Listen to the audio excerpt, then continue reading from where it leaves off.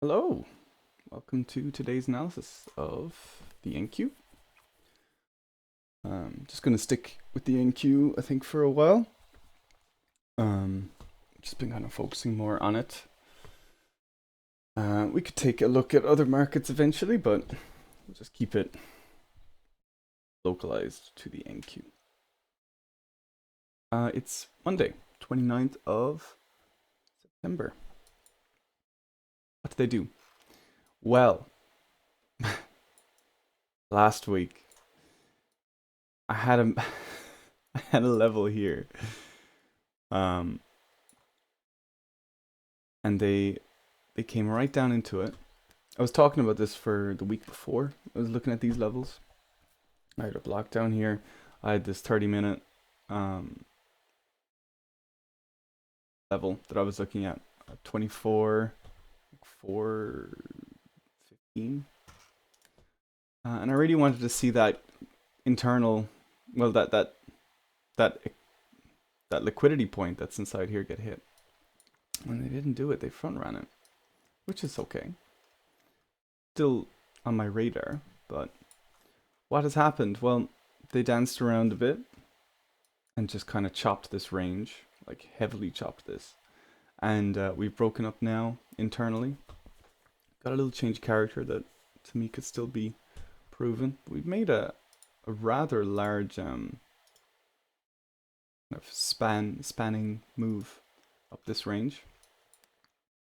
And that's where we are today. So what did they do down here? They came down, danced around, hit this internal 12-minute order block, and then pushed up. And the way they've pushed up, they've definitely left a lot of price action here. Doesn't mean they need to come for it, but interesting. Below us, we have China. Nice little liquidity curve underneath China. We have Sydney down here, which is kind of based on equal lows, but it's never stopped them before from never coming back. But as I see it now, you know, on the 12-hour, we have a potential. Wait, is it 12? On the daily, sorry. We have a potential, kind of like my entry model here.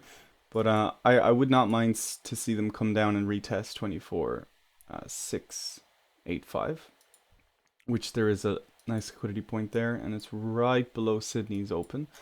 Looks like something that US could do eventually. But because of the nature of this push, we could dance around here for a while. We are inside a pretty precarious looking zone. We have this. I'm gonna change the 24 to this 45 because it's more inclusive. We have this 45 in a block here, which is came after this fair value gap tap. Inside here, I would be very careful about taking shorts. We could, I guess, come up to 24,900 and tap that and get some acceptance back in, but because of the nature of this lower high, I don't really like.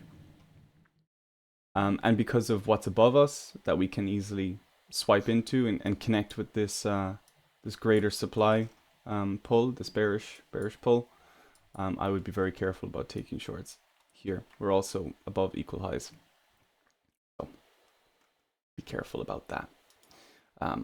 I was thinking about maybe a retracement from this point, but at this stage, I don't really know about that. I guess there is a chance that if we close below, where is it? This is going into local PA now. If we close below 24,850 and get some very obviously bearish PA, that we could come down, but my invalidation for this current bullish PA is here, which is 24,823. So if I was going to short, I would like to see this broken with liquidity being taken as we go down, kind of like up, you know, kind of thing. So until then, I think I'm gonna stay relatively bullish. But where am I targeting? In this kind of situation, I would be targeting internally made PA if we even come down. It's Monday.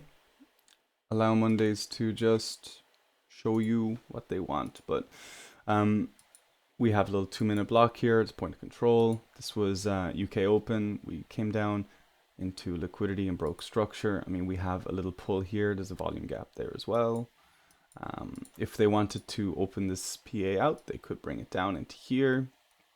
And then if we did get some kind of a bullish situation here, I would be very careful with where I take profits. Something like, I mean, if you got in here, maybe exit here or something, you know, just because of what we have below us. This PA is just kind of one big long push up. They can always just knife it down when they do this kind of thing. Our change of character point, I would say, is this, because everything else since then has been all internal. We also have another point here. They're basically linked together. There's an interesting little structural point down here, a high volume node around Sydney's low. Sydney's low is looking rather interesting, but again, could be for US, and probably if they were going to swipe that, it would be a US kind of move. All of our anchored bearish VWAPs and stuff are kind of getting blown through from this high, which isn't a great sign. We are sitting around this middle band. Could have some selling pressure come in here, but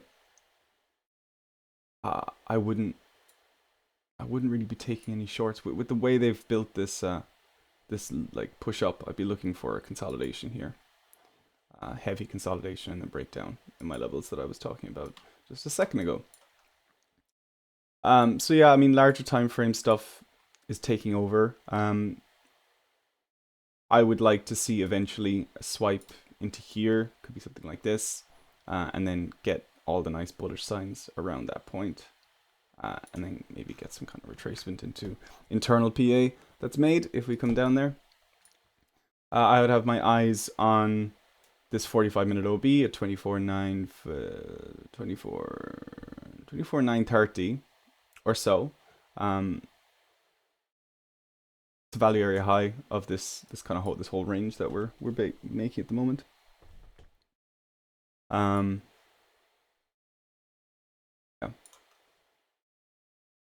Basically, all in all, they've front run my level, but it could still be valid. They front run my level, pushed up internally on relatively weak structure. Could get a bounce from 24,760. Or I would like to see us come a bit deeper, maybe into this volume gap at 24,660. Get some absorption here, some nice bullish momentum coming through, and we'll see how it reacts if it gets to there. We did get a bounce off this bullish VWAP, this anchored one, which is from a long time ago. Very large liquidity grab. Just be aware that they could resume this overarching bearish change of character by coming into this zone and, you know, slamming it back into price action, into the range.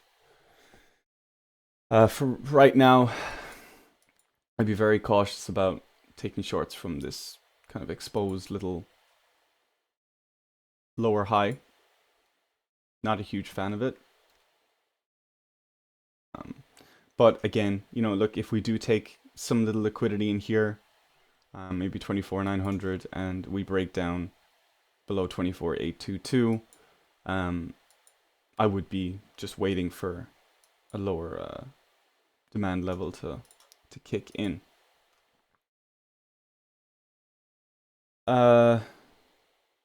Yeah, so I mean, immediately the only thing I can really see is this this little 2-minute block down here.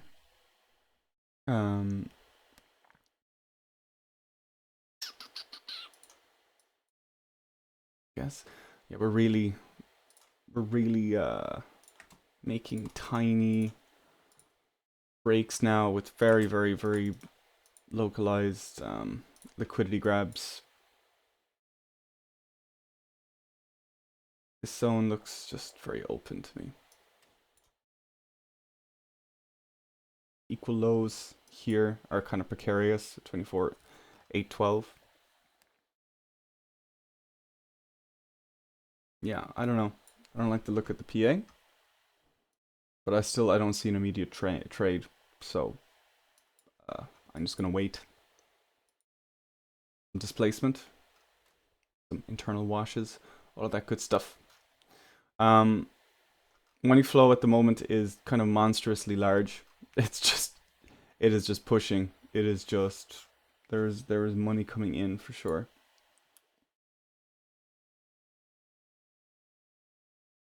Getting some kind of absorption here on the 2 minute, but all a bit precarious. I would wait. In this situation, I would just wait for a retracement into a level that looks like it's had enough of a wash.